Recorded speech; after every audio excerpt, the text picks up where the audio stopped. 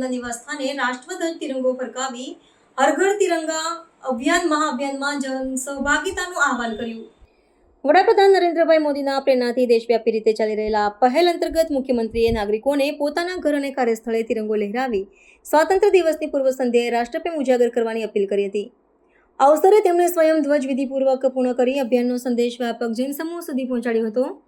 રાજ્ય સરકારના જણાવ્યા મુજબ હર ઘર તિરંગા અંતર્ગત શૈક્ષણિક સંસ્થાઓ, નગરપાલિકા, પંચાયત સંસ્થાઓ, સ્વૈચ્છિક સંગઠનો અને સ્થાનિક મંડળો સાથે સંકલન કરીને વિવિધ કાર્યક્રમો ગોઠવવામાં આવ્યા છે। મુખ્યમંત્રીએ કહ્યું કે ધ્વજ આપણા સામૂહિક સ્વાભિમાન, એકતા અને રાષ્ટ્ર નિર્માણની પ્રતિબદ્ધતાનું પ્રતીક છે અને દરેક નાગરિકના ઘર સુધી તિરંગાની પહોંચ આ ભાવનાને વધુ મજબૂત બનાવશે। અભિયાન દરમિયાન ધ્વજના યોગ્ય આચારસંહિતા પ્રદર્શન અને સંભાળ અંગે માર્ગદર્શન પણ પ્રસારિત કરવામાં આવી રહ્યું છે।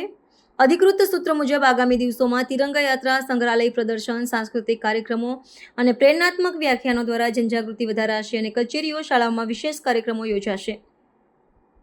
નાગરિકો માટે સહભાગિતાનું પ્રમાણપત્ર અને ફોટો અપલોડ વગેરે સુવિધાઓ સાથે સર્વત્ર સક્રિય ભાગીદારી પ્રોત્સાહિત કરવામાં આવી રહી છે। રાજ્ય સરકારે સૌને શિસ્તબદ્ધ રીતે ધ્વજ વિધિ નિર્ભૂલ રીતે કરવાની વિનંતી કરી છે અને આ પહેલને લોકચળવળ બની રહે તે માટે સહકાર માંગ્યો છે।